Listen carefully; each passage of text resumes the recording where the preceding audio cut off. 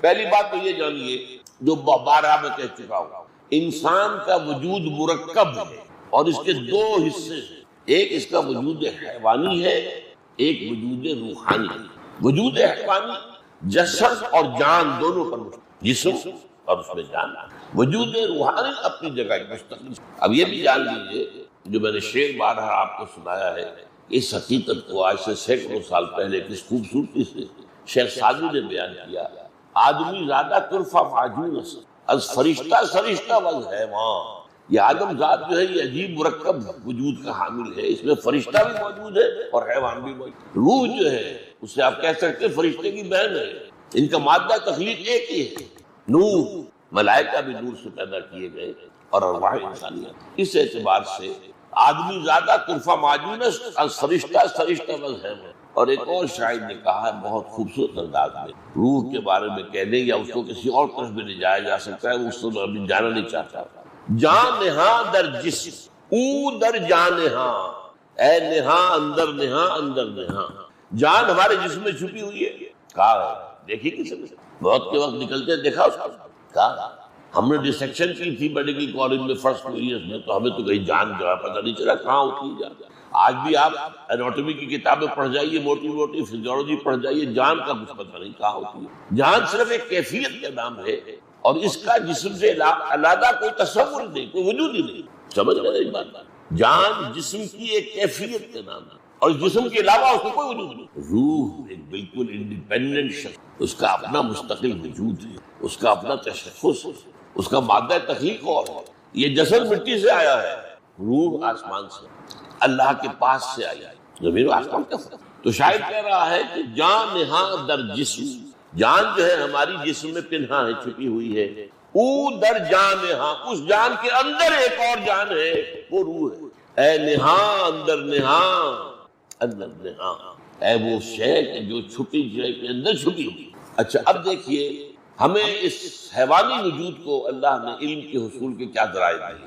آنکھ سے دیکھو، کان سے سنو، چکھو، سونگو، ٹچ کرو، ان کو کہتے ہیں پانچ حواس خمسہ۔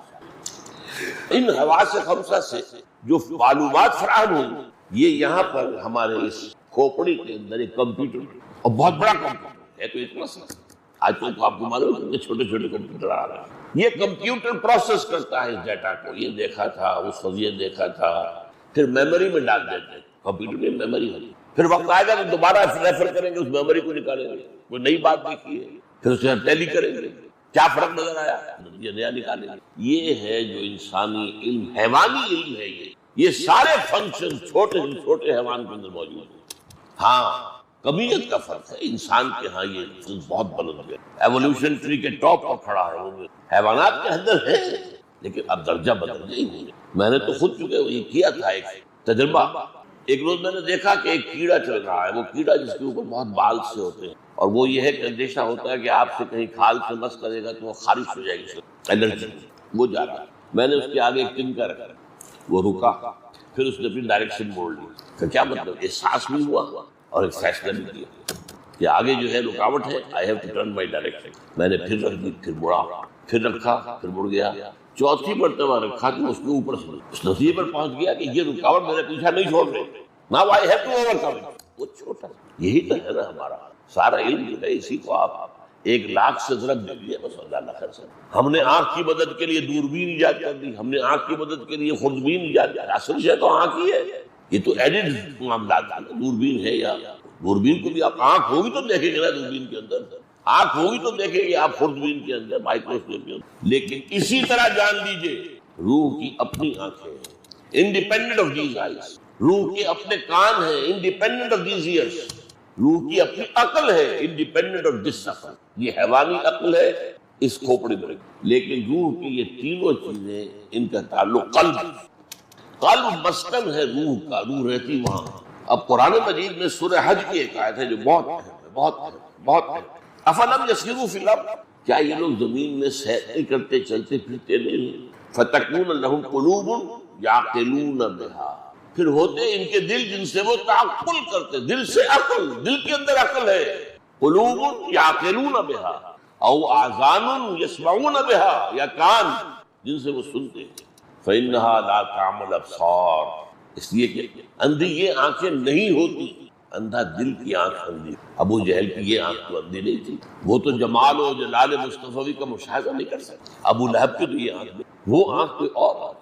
اب اسی کو دیکھیں مضامین دو کم سے کم قرآن مجید میں دو جگہ ضرور آتے ہیں، یہ میرا ایک نقطہ ہمیشہ سے، یہ سورہ اعراف کی آیت ہے۔ ہم نے انسانوں اور جنوں میں سے بہت سے ایسے لوگ پیدا کر دیے ہیں جو جہنم ہی کا ایندھن ہے، پیدا کیے، اور ان کی کیفیت کیا ہے؟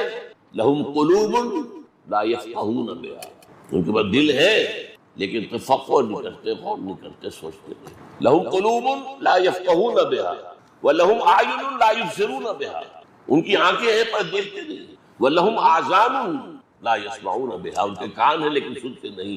أُولَٰئِكَ كَالْأَنْعَامِ بَلْ هُمْ أَضَلُّ، وہ تو چوپایوں کے مانند ہیں بلکہ ان سے بھی گئے گئے۔ دیکھیے یہ آنکھیں میری بھی ہیں تو گدھے کی بھی ہیں، کتے کی بھی ہیں، گھوڑے کی بھی ہیں، بلی کی بھی ہیں۔ بعض سے حیوانوں کی آنکھیں ہم سے بہت تیز ہیں، بہت سے حیوان اندھیرے میں بھی دیکھتے ہیں، ہم نہیں دیکھتے۔ یہ جو عقاب قسم کی جو ہے پرندوں کے اندر شکاریوں کی اتنی نگاہ تیز ہے، بہت بلندی سے زمین پر پڑی ہوئی سوئی کو بھی دیکھتے، ان کی بھی آنکھیں ہماری بھی ہیں، ان کے امکان ہے ہمارے بھی ہیں، ان کی بھی عقل ہے ہماری بھی عقل ہے۔ لیکن انسان ہونے کے ناطے ہمیں جو چیز دی گئی تھی وہ روح تھی، روح کے ذرائع ہے، روح کا قلب، وہ اس کی عقل ہے، روح کی آنکھ ہے، روح کے کان ہے۔ اسی لیے کہا ہے اقبال نے دم چیست قیامت شنیدی نہ، دیکھو تم جب سانس لیتے ہو یہ کیا ہے؟ یہ ایک پیغام ہے، تم سنتے ہو کہ نہیں سنتے؟ ہر سانس بتا رہا ہے کہ اس کے ساتھ وابستہ ہے زندگی۔ یہ جب بند ہوا دم چیز قیامت شنیدی نہ شنیدی، در خاک تو یک جلوہ آمیخت نہ دیدی، تیری مٹی ہی میں ایک جلوہ بھی ہے، نور بھی ہے، دیکھتے نہیں ہو۔ دیدن دیگر آموز سنیدن دیگر آموز، اور دیکھنا سیکھو، اس آنکھ سے دیکھنا تو کتے کو بھی آیا، بلے کو بھی آیا، تو بھی دیکھ لیتا ہے، کار آ رہی ہے بچ جاتا ہے۔ دیدن دیگر انسان کا دیکھنا دیکھو اور وہ ہوگا روح کا، انسان کا سننا سنو اور وہ ہوگا روح کا۔ اچھا اب اگلی بات سمجھیے، یہ جو دو وجود ہیں ان کی سورسز ایبسولوٹلی ڈفرنٹ، بلکہ یہ سمجھیے متضاد۔ حیوانی وجود اور وجود کے معنی جسم جمع جان، ان کا بریک کر دیا، دو الگ چیزیں نہیں ہیں، وہ مٹی سے بنے۔ اور یہ وہ نقطہ ہے جو سائنس اور مذہب میں متفق علیہ ہے، سائنس بھی یہی کہتے ہیں اور اللہ کی کتاب بھی یہی کہتی ہے۔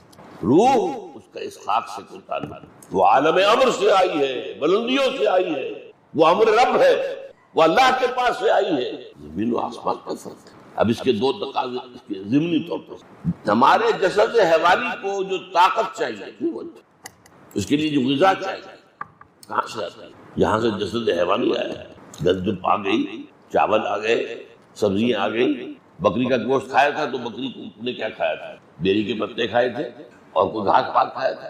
یہ ultimate source crust of the earth. روح کو بھی اس انجن کی ضرورت ہے، انرجی کی، اس کا تغذیہ اور تقویت کلام ربانی سے۔ یہ روح ربانی ہے اور اس کی غذا کلام ربانی۔ نمبر 3، ان دونوں کے رجحان ایک دوسرے سے بالکل متضاد ہیں۔ جسم جہاں سے ہے اسی کی طرف جھکنا چاہتا ہے۔ زمینی مفادات، زمینی لذتیں، عالم سفلی کی چیزیں، انہی میں مگر، انہی کے اندر مگر، انہی کی طلب میں زندگی ہے، انہی میں بھاگ دوڑ ہے۔ روح کا رجحان اللہ کی طرف، وہ جو ہم نے آیت پڑھی روزے اور رمضان کے ذکر میں، وَإِذَا سَأَلَكَ عِبَادِي عَنِّي فَإِنِّي قَرِيبٌ۔ آپ سوچتے رہیے کہ آخر یہ سادھو لوگ کیا کرتے تھے جا کر کئی سال برف سے ڈھکی ہوئی چوٹیوں پہ یہ تپسیا کیا کرتے ہیں؟ ہمارے ہاں بھی اولیاء اللہ نے، صوفیاء نے بڑی بڑی ریاضتیں کی، بہت بڑی بڑی، کس طرح اللہ کا قرب۔ یہ اصل میں یہ روح جو ہے یہ اللہ کا قرب ہے۔ اور عربی زبان کا ایک مقولہ ہے بڑا پیارا، کل شیء یرجع الی اصلہ، ہر شے اپنی اصل کی طرف لوٹتا ہے۔ جسم یہاں گیا تو یہی جائے گا، منہا خلقناکم وفیہا نعیدکم ومنہا نخرجکم تارۃ اخرى۔ روح انا للہ و انا الیہ راجعون، روح زمین میں دفن نہیں ہوئی، نہ یہ زمین کی شہ نہ زمین میں جائے گی۔ اب دیکھیے میں نے ایک آیت تو آپ کو سنائی، یسألونک عن الروح، سورہ بنی اسرائیل۔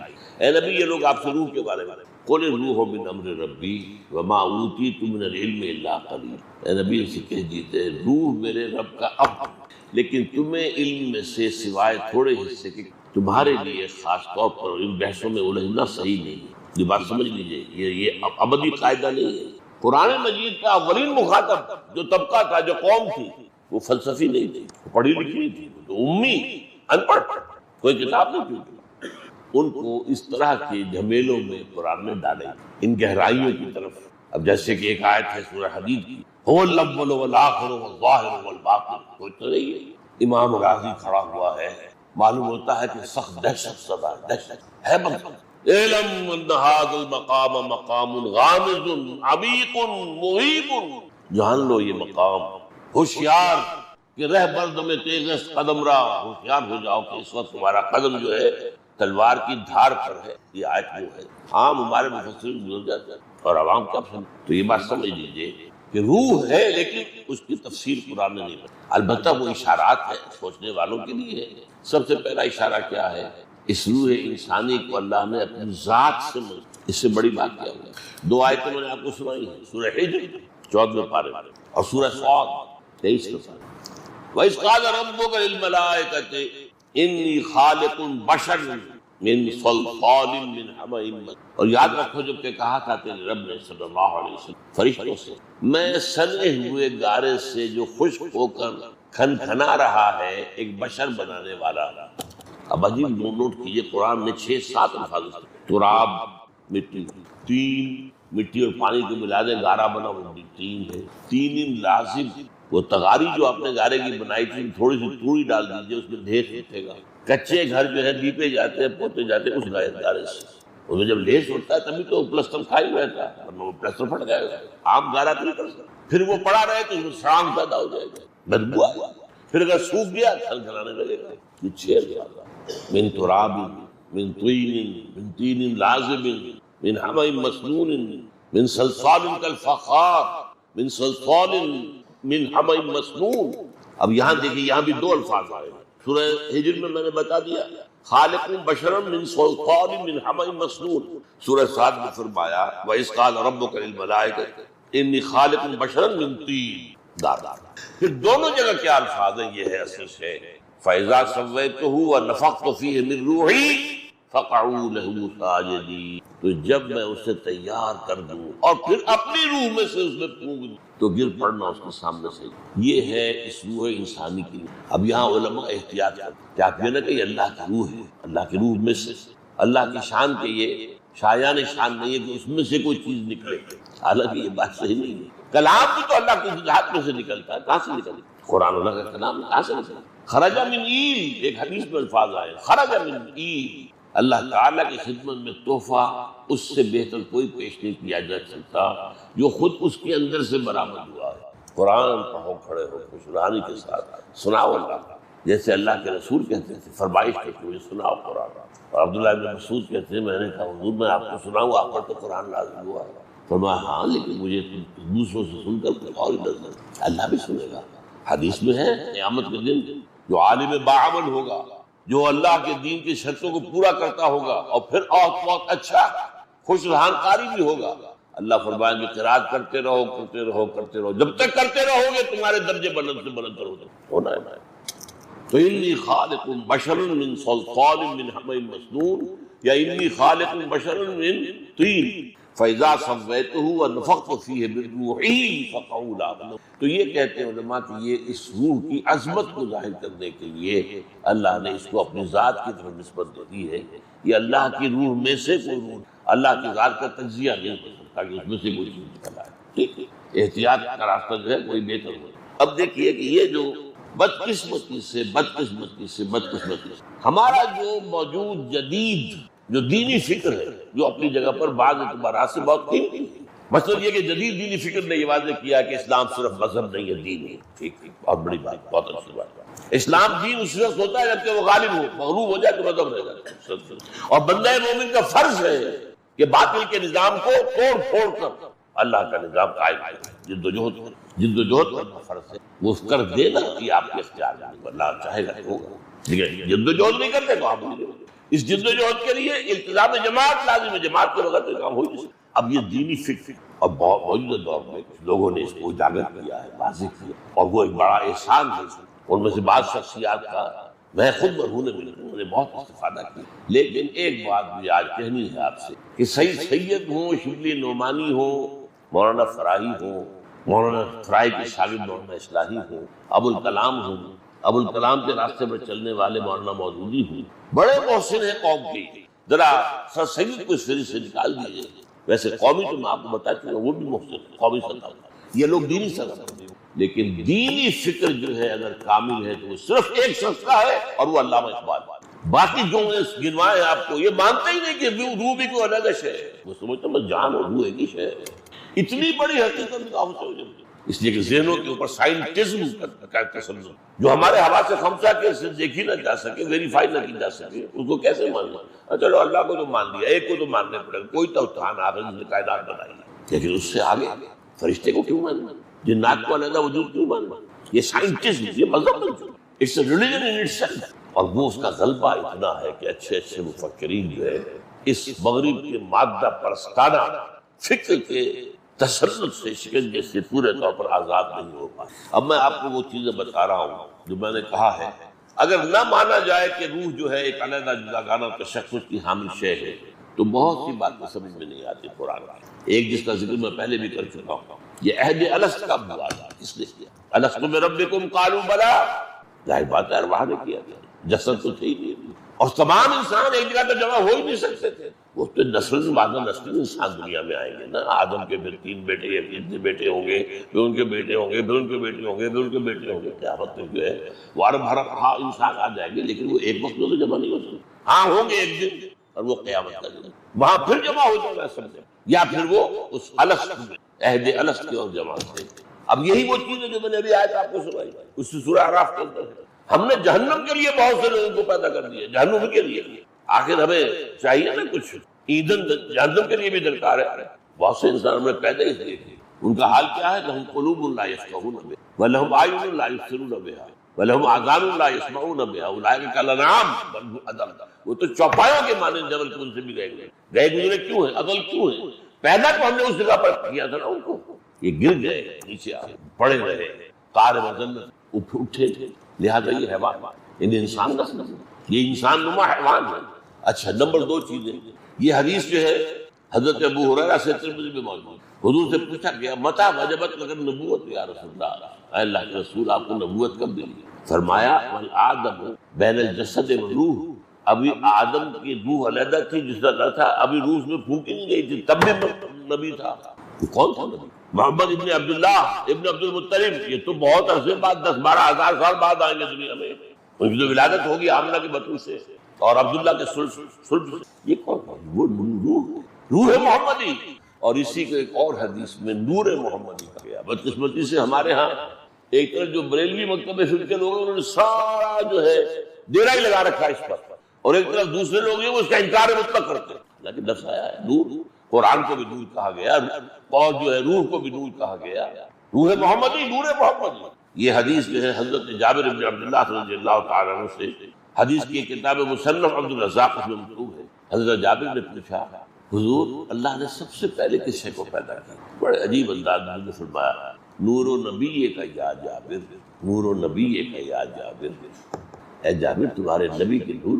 اب اس پر جو ندے چڑھا رکھے ہیں صوفیوں نے، ان کو میں مانتا نہیں ہوں، وہ کہتے ہیں اس نور سے سب ساری دنیا میں، وہ تو ارواح تمام انسانوں کی علیحدہ اس میں تھی، لیکن ارواح کے اندر بھی شان تھی، حضور کی روح ہے اس کی اپنی شان تھی، ابراہیم کی روح کی اپنی شان تھی، موسیٰ اور عیسیٰ کی ارواح کی اپنی شانیں تھی، لیکن سب سے اونچی شان اور سب سے پہلے مخلوق اس عالم امر میں حضرت حضور صلی اللہ علیہ وسلم کی روح مبارک ہو، تو اس میں کون سا حرج کی بات، کہاں کا شرک آ گیا ہے؟ دیکھیے میں فرق کیا کہتا ہوں، ایک ایک بات علمی طور پر جاننا، ایک ہے شرک، ہم فرشتوں کو مانتے ہیں کہ فرشتے موجود ہیں چاروں طرف، صحیح ہے، مجتمع قوم فی بیت من بیوت اللہ یتلون کتاب اللہ ویتدارسونہ بینہم الا، نہیں جمع ہوتے کچھ لوگ اللہ کے گھروں میں سے کسی گھر میں قرآن کو پڑھنے اور مذاکرہ کرنے، الا غشیتہم الرحمہ ونزلت علیہم السکینہ وحفتہم الملائکہ، لیکن ان کے اوپر اللہ تعالیٰ کی سکینت نازل، خشیت ان کو ڈھانپ لے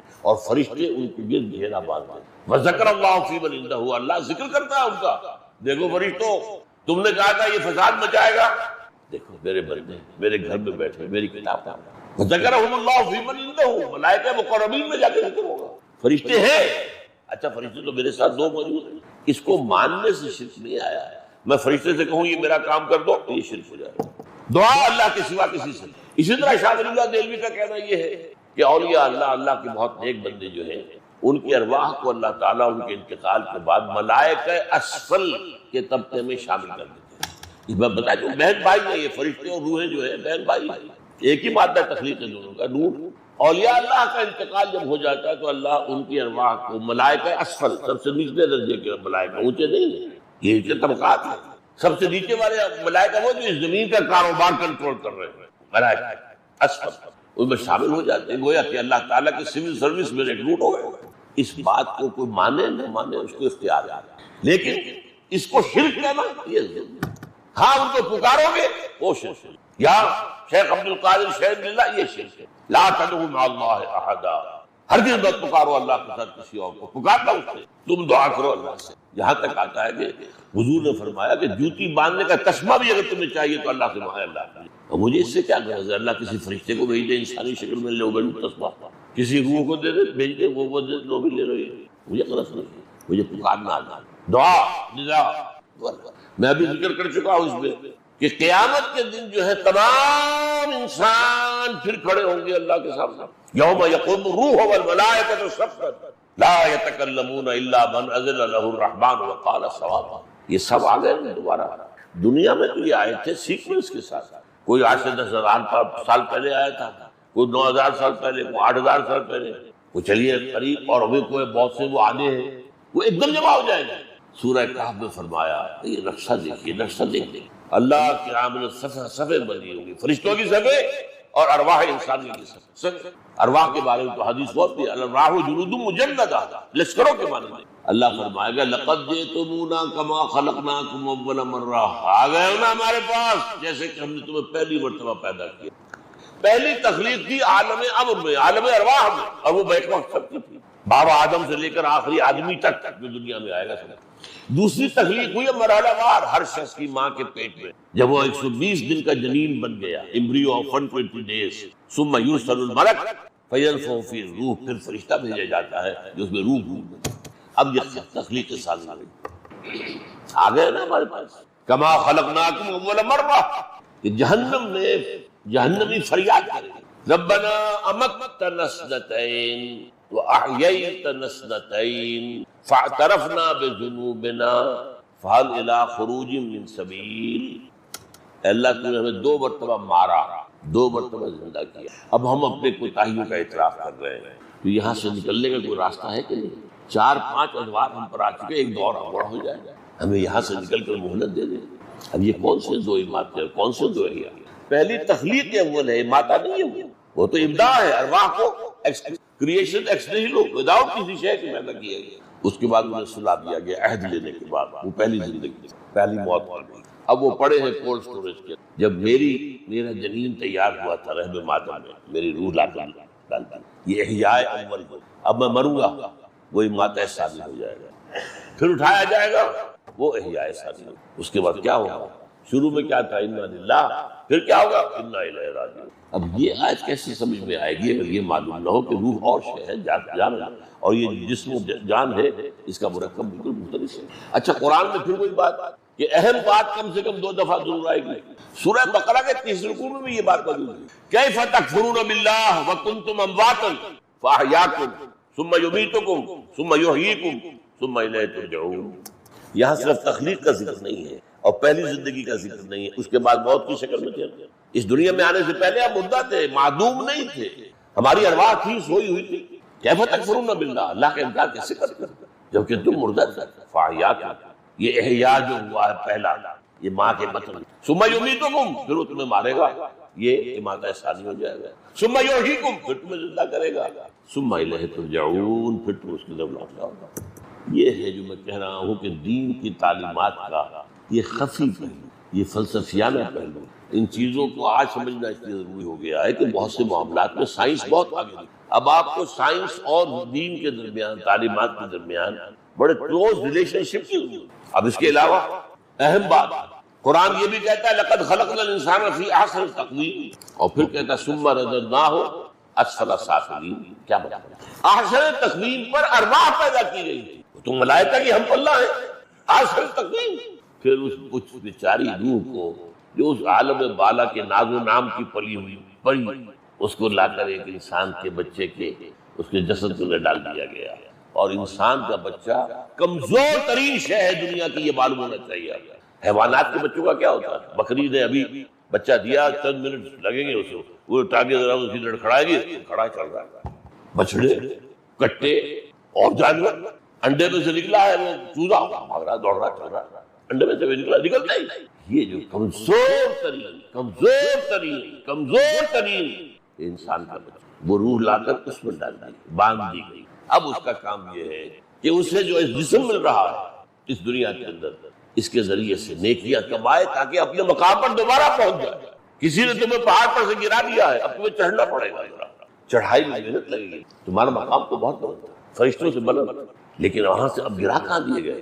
ظاہر بات ہے فرشتوں سے نیچے جنات ہے، جنات سے نیچے یہ سارے حیوانات ہیں زمین کے، اور انہوں میں ایک انسان بھی ہے۔ اور میں بتا چکا ہوں آپ کو کہ تمام حیوانات میں ضعیف ترین بچہ وہ انسان کا ہوتا ہے۔ کتنا وقت لگتا ہے اسے، کس طرح اس کو چلانے کے لیے، سے چلانا سیکھنے سکھانے کے لیے جو پاپڑ بیلنے پڑتے ہیں، اس کو بولنا سکھانا پڑتا ہے، کس قدر صحیح ہے۔ تو یہ اب دونوں باتیں ٹھیک ہو گئی۔ اسی طرح قرآن یہ بھی کہتا ہے ظلوم ہے انسان، جہول ہے انسان، خلق حلوا، بہت جلدی پسند ہے، اجرت پسند ہے، اور بہت ہی تھوڑ گرا ہے۔ یہ ساری کس کے لیے کہی جا رہی ہے؟ جو اشرف المخلوقات ہے۔ کیوں؟ یا یہ غلط ہے یا وہ غلط ہے؟ بھائی دونوں صحیح ہے۔ اپنی خلقت کے اعتبار سے ظلوم بھی ہے، جہول بھی ہے، عجول بھی ہے، حلوع بھی ہے، اپنی فطرت کے اعتبار سے، روح کے اعتبار سے بلند، دونوں چیزیں اپنی جگہ۔ اور اسی سورہ احزاب کے اندر یہ جو فرمایا گیا، ہم نے امانت پیش کی آسمانوں پر، زمین پر، پہاڑوں پر، کسی نے اٹھانے کا حوصلہ نہیں دکھایا۔ حملہ الانسان، یہ امانت کون سی؟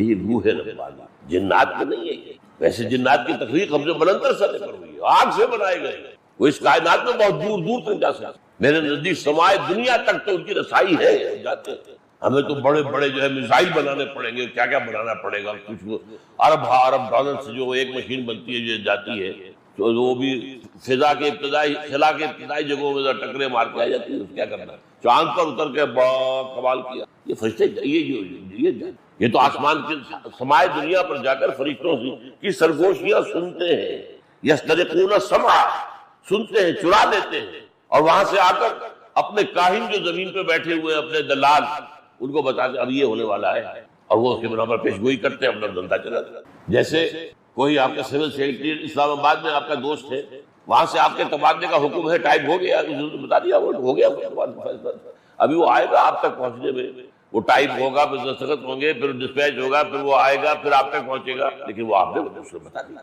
یہ کام جنات کرتے ہیں، یسترقون السمع، وہ سنتے ہیں رسنگوش۔